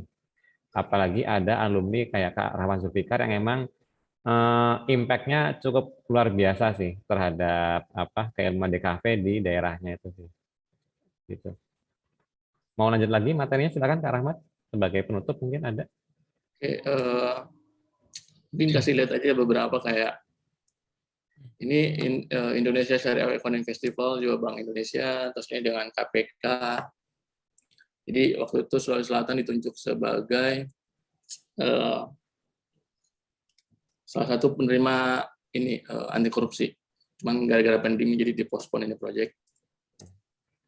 Jadi kalau kita lihat sebenarnya Etnika cukup bermain di banyak range ya. Etnika juga ini event kreatif yang ada di Makassar, Their Sound, Their History, waktu 2019. Waktu itu bintang tamunya ada Kunto Aji, Nadine Hamiza, ada Fis juga. Nah kemudian akhirnya di kalangan anak muda Etnika juga bermain, terus di kalangan pemerintah juga Etnika bermain. Yang jelas misi Etnika clear bahwa tadi mengedukasi bisnis desain sesuai pada porsinya, pada tempatnya, dan itu tadi selalu berangkat pada purpose yang kuat. Jadi nggak ada tuh desain yang dikerjain ini terus akhir gitu. Karena itu tadi niatnya kan mengurangi itu tadi emisi desain gagal. Desain-desain yang tidak pada tempatnya. Karena keresahan itu yang kemudian menghantui saya sih. Dalam artian kalau kita ke daerah-daerah di luar Makassar, apalagi kayak Bandung gitu misalnya, mungkin lebih proper gitu secara mengakomodir desain. Mungkin itu teman-teman. Jadi ya experience yang bisa saya bagi itu sekarang itu karena mungkin proyek-proyek yang lain di next pertemuan aja. Ya, Kak Rahmat. Oke, mungkin ada yang ingin bertanya dulu? Mungkin silahkan. Saya Pak. Silahkan. Wah, ini Kak Ardi Rato nih. Saya tunggu loh ini. Silahkan Kak Ardi. Ini ke Kak Rahmat ya. Kita sama-sama orang Sulawesi. Saya juga dari Sulawesi, Kak Rahmat. Sebelah mana Kak Ardi Rato deh? Saya di Sulawesi Tengah, Pak. Dekat lah ya. Turun dikit lah. Ya, turun dikit. Yang saya mau tanyakan sih tentang city branding ini kan. Mungkin Kak Rahmat tahu kalau saya itu asalnya dari Poso. Nah, Poso itu kan apa namanya? Setiap kali kita bilang Poso, kamu dari mana? Dari Poso. Oh, langsung arahnya tuh langsung negatif ke kerusuhan yang waktu itu ya. Ya kerusuhan. Nah, terus gimana sih apa namanya kita menyikapi gitu? Maksudnya setiap kali ditanya dari sini dari Poso tuh saya tuh apa maunya tuh si Poso tuh nggak hanya terkenal itunya doang gitu. Maksudnya yang terkenal tuh ini daerah konflik, daerah apa. Nah, untuk membangun city brandingnya itu di kita sebagai seorang desainer itu gimana? Maksudnya ya gimana untuk membangun audiens itu biar percaya bahwa oh ternyata di Poso ini indah loh, ada ini. Terus si city branding apa cara kita nge-branding si city-nya itu gimana? Itu sih. Oke. Sebenarnya Mas Ardi ya. Mas Ardi, tahu nggak kenapa Poso selalu diidentikan itu? Karena itu tadi nggak ada counter narasi. Dalam artian berita yang beredar hanya tentang itu terus. Belum ada berita yang mengimbangi. Saranku adalah perbanyak lempar narasi-narasi positif ke publik. Nah itu tapi nggak bisa bekerja sendiri. Ada paling tidak memanfaatkan unsur pentahelix itu. bagaimana community bekerja sama dengan pemerintah, community bekerja sama dengan masyarakat, community bekerja sama dengan media, semuanya harus bekerja sama. Itu tadi membangun narasi-narasi positif, pariwisatanya kayak keberagamannya. Kenapa enggak? Oke, kemarin sempat ada isu bukan sempat ada isu kayak identik dengan kerusuhan dan saat itu kan. Terus kemudian kenapa enggak kemudian melempar narasi perdamaiannya sekarang? Itu kan juga menarik. Terus kemudian meskipun tricky dan perlu hati-hati karena ngomongin isu SARA itu resiko dan resikonya tinggi gitu. Nah, cuman bagiku kalau ada narasi negatif terlalu berlebih, cara satu-satunya adalah tetap mengimbanginya dengan narasi positif sebanyak-banyaknya. Yang saya selalu bilang memang ingatan luka itu selalu susah hilang gitu, tapi ingatlah bahwa perlahan masyarakat itu cepat lupa kok. Masyarakat itu cepat lupa, apalagi sekarang era sosial media. Siapa yang masih ingat dengan orang viral pertama di Indonesia? Siapa yang masih ingat keong racun? Nggak ada kan? Nggak ada kan? Karena waktu itu keong racun yang pertama viral pakai HP yang masih communicator itu. Belum HP, belum mengenal internet. Tapi itu udah viral gitu. Nah, maksudku sebenarnya masyarakat itu ingatannya pendek. Cuman bagaimana agar berita negatif itu tidak top of mind, ya perbanyak berita yang positif aja. Sebanyak-banyaknya. Dan itu tadi, cara menghidupkan itu adalah caranya membangun community. Itunya menghidupkan stakeholder tadi aku bilang. Ada pentahelix itu. Pemerintah nggak bisa bekerja sendiri. Kenapa? Karena yang punya narasi, punya pergerakan, punya perkembangan. Kan gini, pemerintah itu kan harus sadar bahwa sebenarnya harusnya mereka itu sadar bahwa ketika ada seniman di era mereka, harusnya pemerintahan bangga. Karena tidak semua pemerintahan dikasih seniman atau desainer di eranya tersebut gitu. Jadi dia harus bersyukur di peradaban itu ada seniman kayak gitu atau ada desainer seperti itu. Bukan sebaliknya. Kita masyarakat dipaksa bangga dengan posisi tertentu gitu. Nah, akhirnya kan pemerintah harusnya sadar bahwa keterlibatan stakeholder yang lain-lain ini untuk membangun narasi-narasi positif harus lebih digalakkan. Karena nggak bisa selamanya Poso, ya saya tahu banget trauma yang terjadi di Poso itu kencang sekali. Dan kan kita bisa bangun itu kayak ini deh Bizantium yang ada di Turki dan sebagainya. Itu kan sebenarnya narasi kekerasan perang juga kuat di sana. Cuman kan bisa diakomodir sebagai sebuah narasi perjalanan sejarah gitu. Nah, ini yang kemudian menurutku harusnya bisa kalau pakai desain thinking itu diempatikan, terus kemudian di reframing, terus kemudian dibuatkan desain baru, kemudian dilaksanakan gitu. Ya siapa sih yang nggak trauma dengan tsunami di Aceh? Tapi kan kemudian lahir museum tsunami Aceh yang membuat orang reflektif gitu ketika masuk ke sana. Jadi orang masuk sana itu kontemplatif banget, terus kemudian berkaca atas dirinya gitu. Kenapa nggak Poso kemudian jadi cerminan bahwa harusnya perdamaian itu lahir dari atas keberagaman, kayak gitu-gitu loh. Harusnya kan itu menjadi nilai positif yang harusnya narasinya lebih kuat keluar ke publik. Sehingga pada akhirnya orang-orang yang di Jawa, kalau kita datang sebagai orang Poso, nggak melihat, oh Poso yang dulu kerusuhannya, nggak gitu lagi.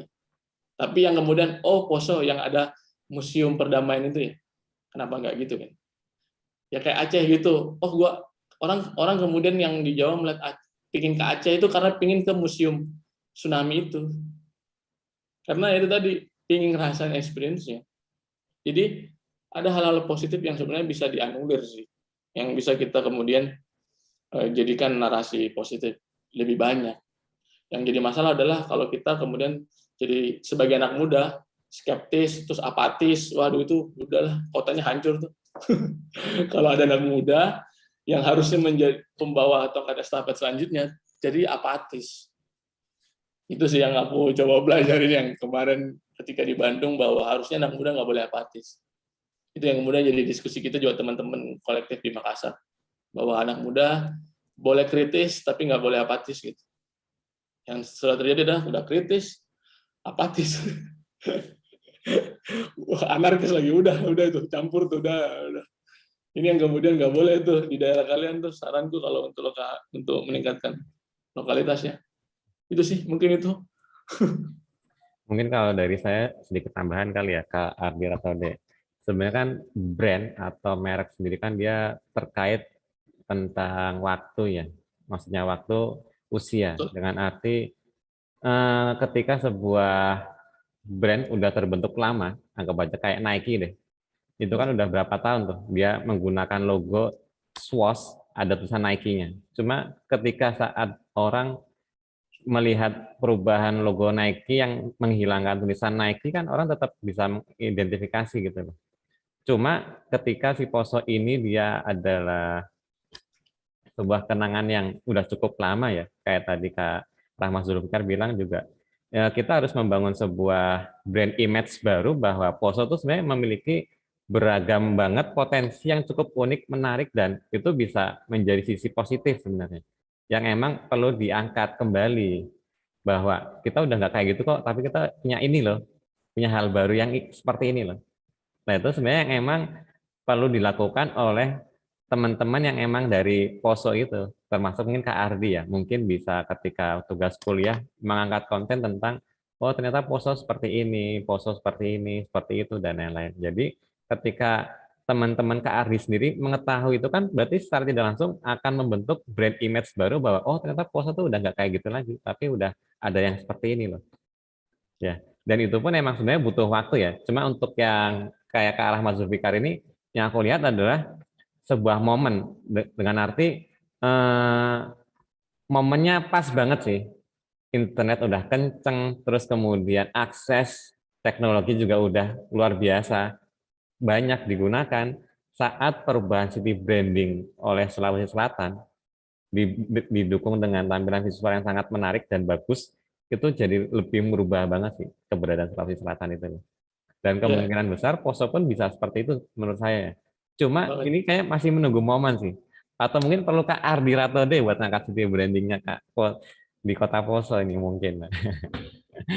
Banget Mas. Dan ini sih maksudnya harus orang lokal, karena orang lokal lah yang, siapa sih orang yang akan peduli dengan daerah kita kalau bukan orang lokal? Itu udah narasinya sesimpel itu. Kita nggak bisa berharap orang Jakarta, orang Bandung akan peduli dengan ke daerah kita, nggak.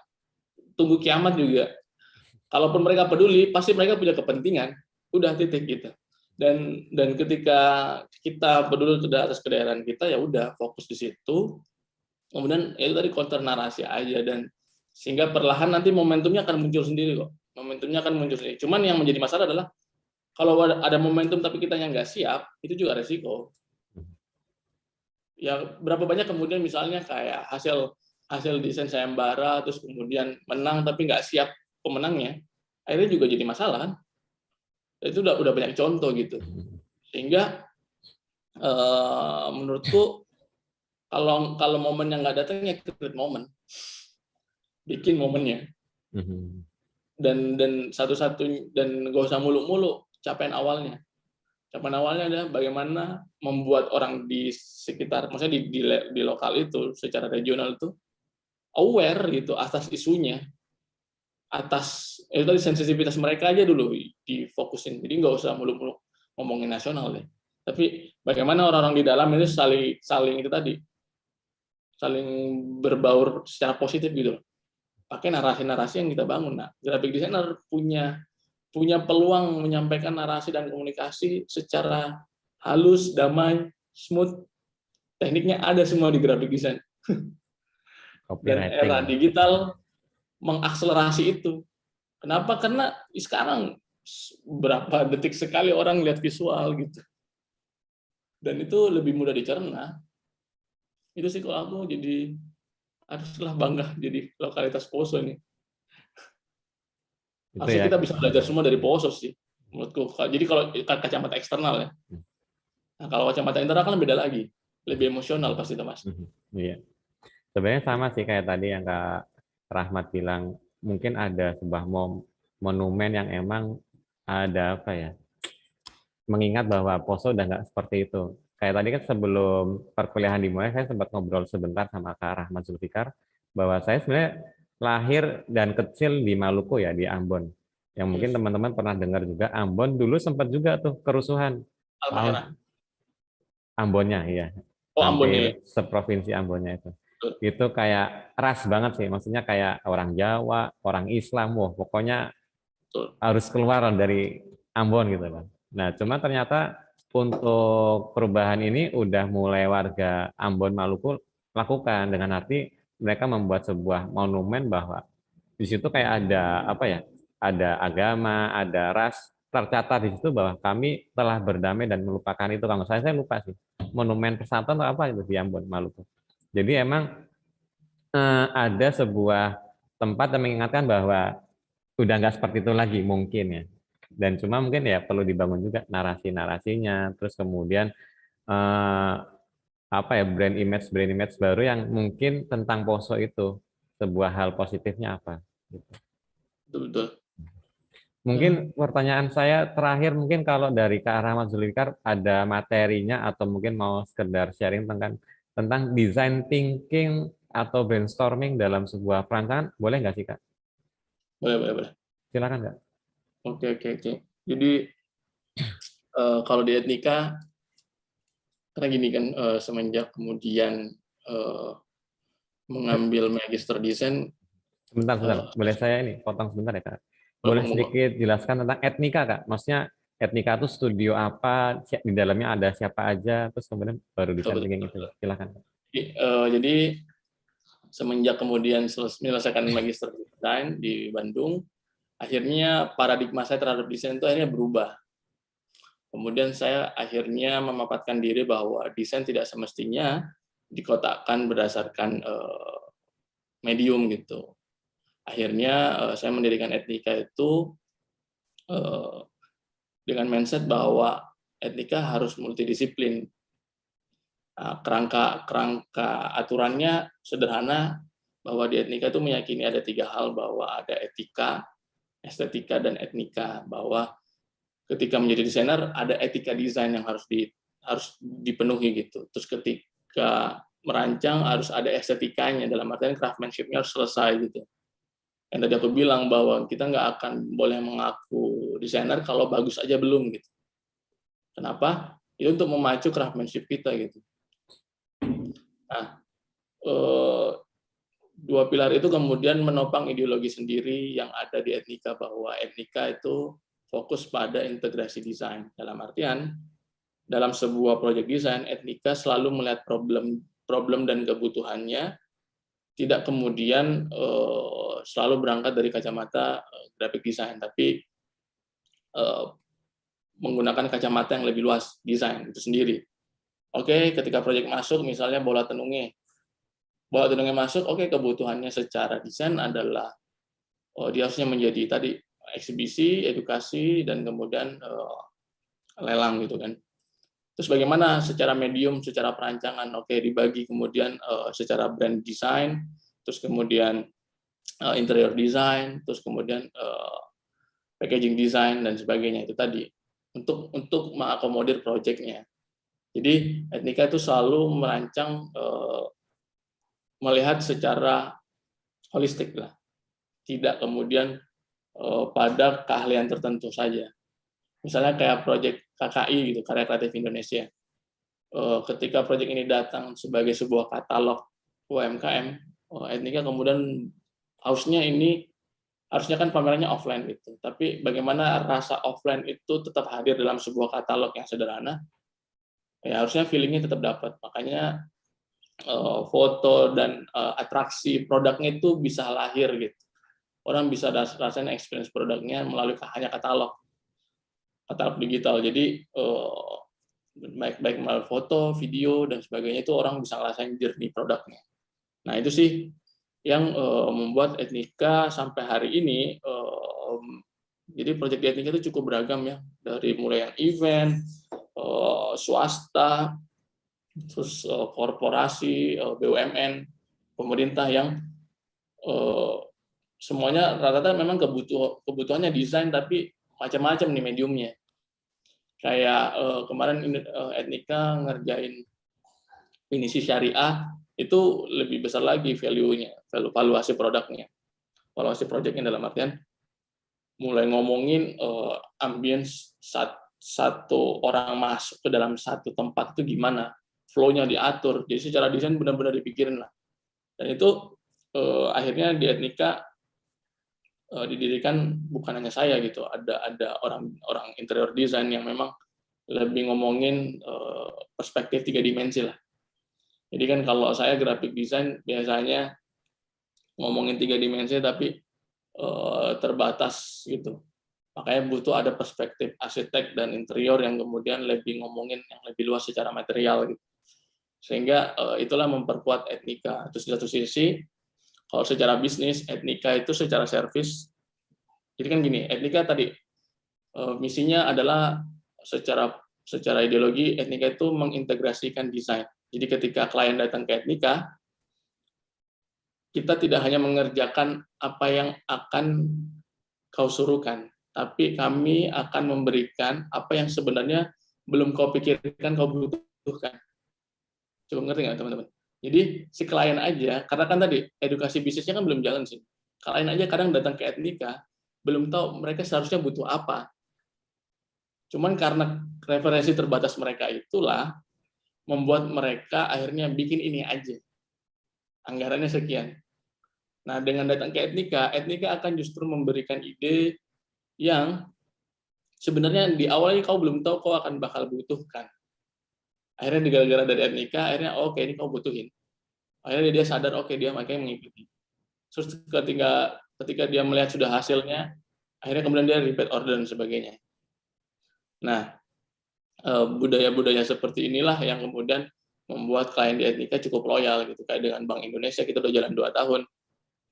Dan yang paling penting adalah ketika ideologinya adalah mengintegrasikan desain, bagaimana caranya gitu. Bagaimana caranya klien atau calon klien itu mengidentifikasi Etnika itu apa. Akhirnya kita buat 3 service di bawah Etnika Design, Etnika Picture, sama Etnika Art and Design Management. Nah, 3 ideologi, 3 service inilah yang kemudian mengakomodir. Oh, kalau kebutuhannya desain ada Etnika Design, kemudian ketika ada kebutuhannya developing IP, iklan dan sebagainya macamnya, itu masuknya di Etnika Picture. Terus kemudian ada Etnika Art and Design Management, ini lebih kepada mendeliver produk, mendeliver karya seni, seniman dan sebagainya gitu-gitu. Sehingga tadi misi Etnika untuk mengintegrasikan desain itu sampai dari A sampai Z gitu. Klien bisa tahu, oh itu masuknya kategori ini. Jadi dengan sendirinya otomatis klien-klien Etnika itu teredukasi gitu. Nah, begitu sih caranya Etnika mengedukasi bisnisnya. Karena Etnika tidak bisa pinter sendiri kalau kliennya, jadi gini, Etnika nggak akan bisa tumbuh kalau Etnikanya pinter sendiri, kalau kliennya nggak ikut pinter. Intinya gitu. Jadi kalau Etnikanya sadar bisnis desain, ya harusnya kliennya juga sadar bisnis desain. Sehingga itu menjadi ekosistem baru di perusahaan mereka.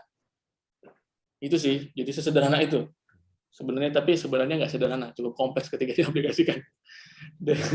Dan itu cukup cukup berat. Makanya kayak Etnika gitu. Misalnya Etnika ada yang minta saya mau dibuatkan brand identity di Etnika. Dibuatkan brand, dirancangkan brand. Oke, Etnika akan selalu bawanya approach-nya adalah Etnika akan tidak pernah menjanjikan selling. Kenapa? Karena perancangan brand di Etnika pendekatannya desain, bukan pendekatan marketing.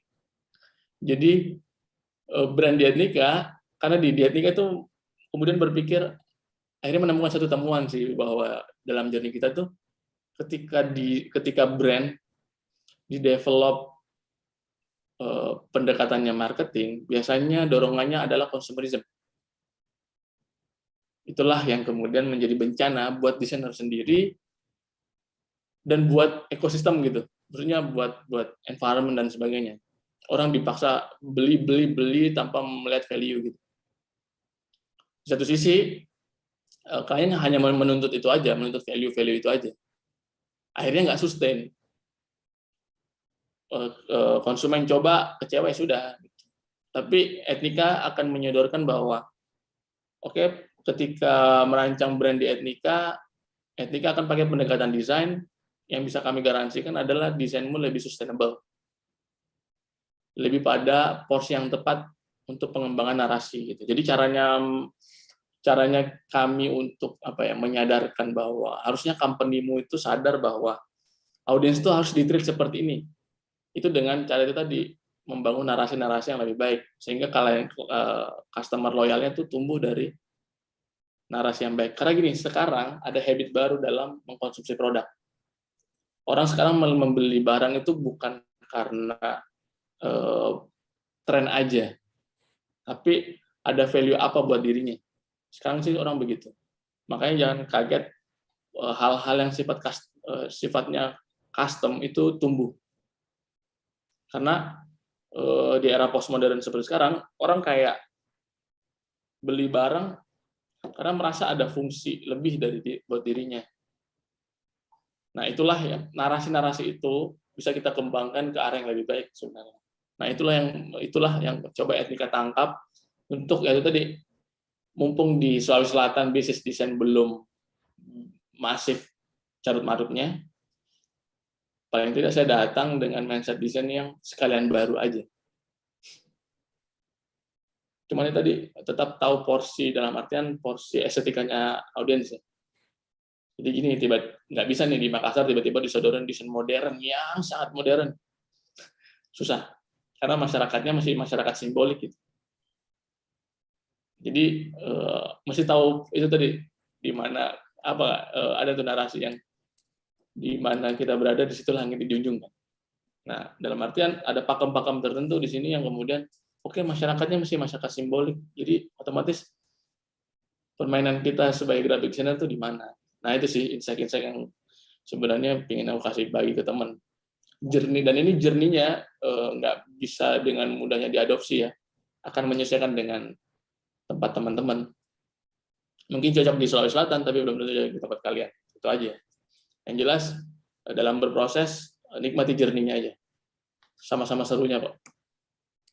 Itu sih. Oke, terima kasih Kak Rahmat Zulfikar untuk penjelasannya. Berarti emang Etnika ini mencoba membuat sebuah supporting system yang emang saling mendukung antara pemerintah, perekonomiannya, termasuk ke dalam desainnya ya Kak. Dengan arti bukan hanya melulu tampilan visual jelek pakai DKV selesai, tampilan visual jelek pakai DKV selesai, tetapi butuh emang melihat dari sisi apa dulu nih yang bakal kita angkat nih. Ketika udah diangkat, kemudian sistem yang seperti apa nih yang bisa saling mendukung dan saling sustain bertahan untuk kedepannya, bukan hanya untuk satu orang ya, tetapi untuk macam-macamnya itu ya Kak Rahmat. Betul Mas. Menarik banget sih. Untuk berbagai konten ya, materi yang Kak Rahmat Zulfikar sampaikan sangat menarik banget buat teman-teman pelajari di sini. Dan mungkin kemarin minggu yang lalu ada pembicara dari sama juga sih alumni ITB juga, Kak Erik Armayuda, kebetulan dia juga lulusan S3 Taiwan, kebetulan industri kreatif juga. Kemarin ngangkat tentang kebudayaan Malang, terus kemudian ternyata bisa dibayangkan ya teman-teman, di Taiwan itu kan termasuk salah satu negara yang emang pelarian dari Cina ya. Makanya ada yang bilang Cina daratan kalau salah. Cina daratan. Nah, jadi di sana itu perkembangan teknologi udah sangat cukup maju, cuma kebudayaannya sedikit ya, tidak sebanyak kayak Indonesia ataupun kayak tadi ya Sulawesi Selatan kan macam-macam kebudayaan.